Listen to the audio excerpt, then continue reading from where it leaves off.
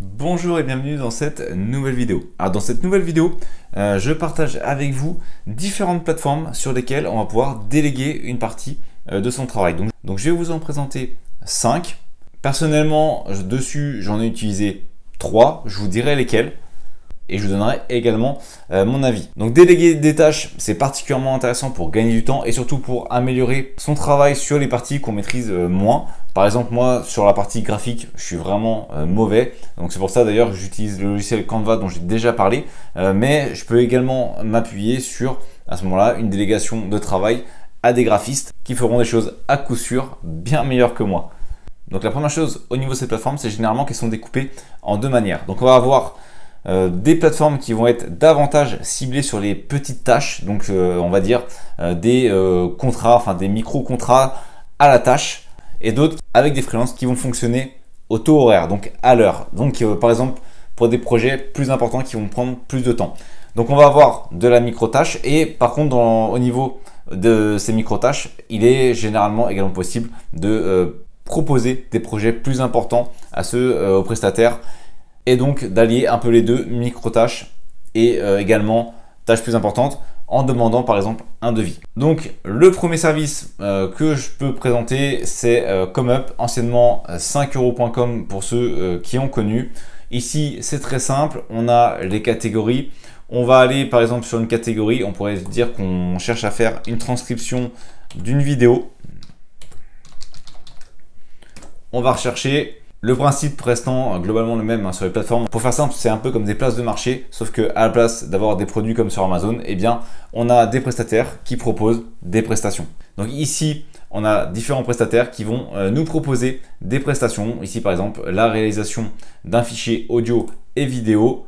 Donc au niveau de la transcription, on a le tarif. Généralement, on a donc une présentation de la personne qui va le faire.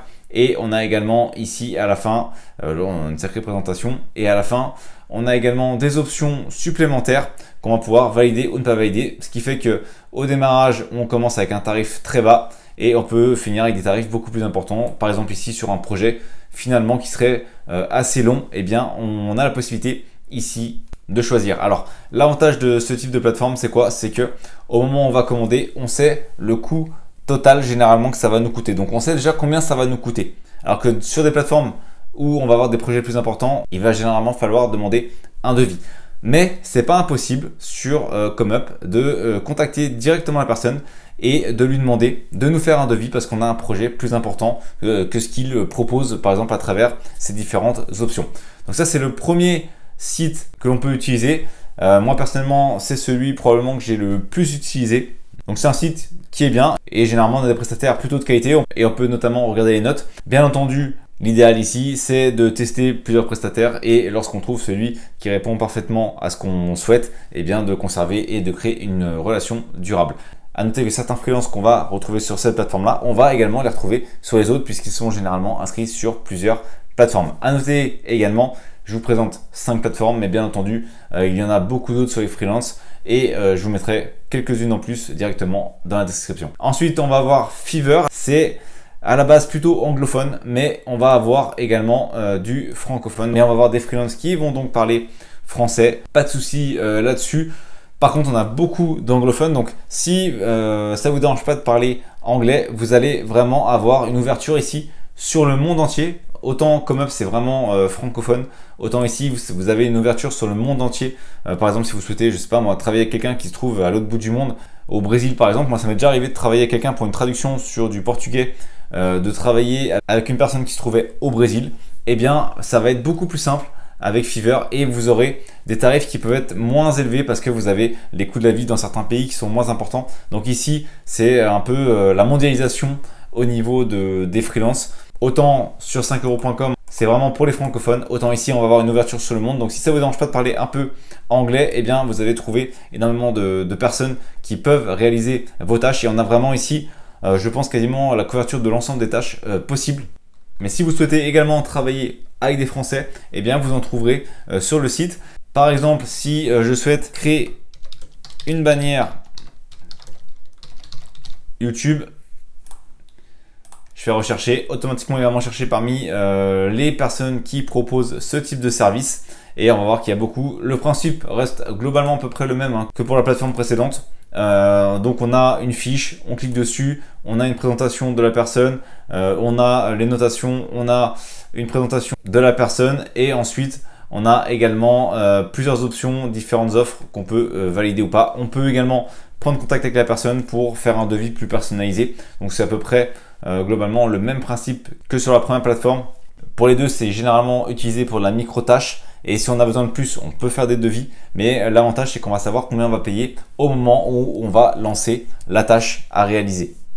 Ensuite, on va passer à une autre plateforme, c'est Upwork. Upwork, ici, on va être également sur des freelances. Donc, on peut regarder au niveau des catégories. Donc, Fiverr et ComeUp sont deux plateformes que j'ai utilisées. Upwork, c'est la troisième plateforme que j'ai utilisée. Je l'ai beaucoup moins utilisée. Je l'ai assez peu utilisée.